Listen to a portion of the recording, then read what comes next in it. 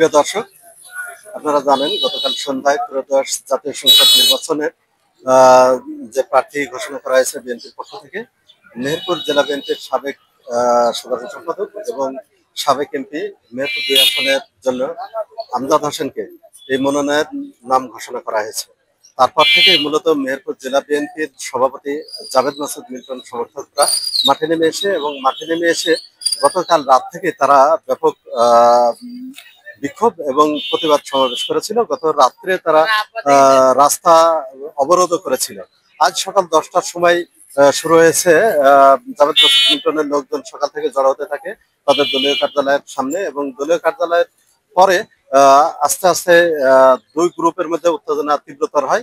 একটা পর্যায়ে জাভেদ মাসুদ মিল্টন সমর্থক লোকজন তারা বিএনপির যে দলীয় মনোনীত প্রার্থী সেই প্রার্থী আমজাদ হোসেনের অফিসে ব্যাপক হামলা এবং ভাঙচুর করে, এবং সেই সাথে আমজাদ হোসেনকে একটি ঘরের মধ্যে অবরুদ্ধ করে রাখে। পরবর্তীতে আমজাদ হোসেনের লোকজনও তাদের দলীয় কার্যালয়ের সামনে এসে জড়ো হন, এবং একটা পর্যায়ে দুপক্ষই 3 দফা এখানে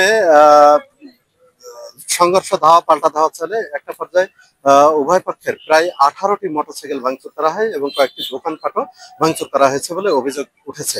তো এ সময় কিন্তু পুলিশ এবং সেনাবাহিনীর লোক মাঝখানে একবার আসার পরে তারা ফিরে গেছে, এবং তারা হাসপাতাল বাজারে ঘটনাস্থল থেকে প্রায় 1 কিলোমিটার দূরে হাসপাতাল বাজারে তারা অবস্থান নিয়েছিল। তো ধাওয়া পাল্টা ধাওয়ার একটা পর্যায়ে জাভেদ মাসুদ মিল্টনের যে অফিসটি রয়েছে সেই অফিসের মধ্যে থেকে তার মালামাল বের করে এনে রাস্তার ধারে পুড়িয়ে ফেলা হয়, এবং এখন পর্যন্ত দুই দলের মধ্যে উত্তেজনা বিরাজ করছে এবং গাংনি মূলত রণক্ষেত্রে পরিণত হয়েছে।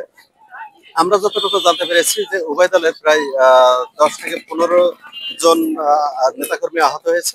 আমরা যদি একটু দেখাতে চাই যে আমাদের যে বিশেষ করে মোটরসাইকেল আমরা দেখতে পাচ্ছি যে বিএনপি অফিসের সামনে বিএনপির দলীয় প্রার্থী যে আমজাদ হোসেন তার অফিসের সামনে প্রায় 11টি মোটরসাইকেল ভাঙচুর করা হয়েছে, অনেকগুলো চেয়ার টেবিল ভাঙচুর করা হয়েছে, এবং অফিসে ব্যাপক হামলা চালিয়েছে। এবং আমরা যদি দেখাতে চাই অফিসের কিন্তু যে সাইনবোর্ডটি সেই সাইনবোর্ডটি ছিন্ন ভিন্ন হয়ে গেছে, ব্যাপক ইট পাটকেল ছুটেছে এবং তারা হামলা চালিয়েছে।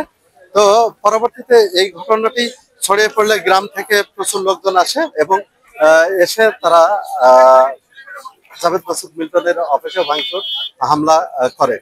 তো এখন পুলিশ ঘটনাস্থলে এসে উপস্থিত হয়েছেন, এবং পুলিশ বলছেন যে বর্তমান পরিস্থিতি তাদের নিয়ন্ত্রণের মধ্যে রয়েছে, এবং গাংনীতে মূলত এখন শুনশান নিরাপত্তা পালন করছে। তো এই ছিল আমার কাছে মেহেরপুরের গাংনী থেকে সর্বশেষ তথ্য।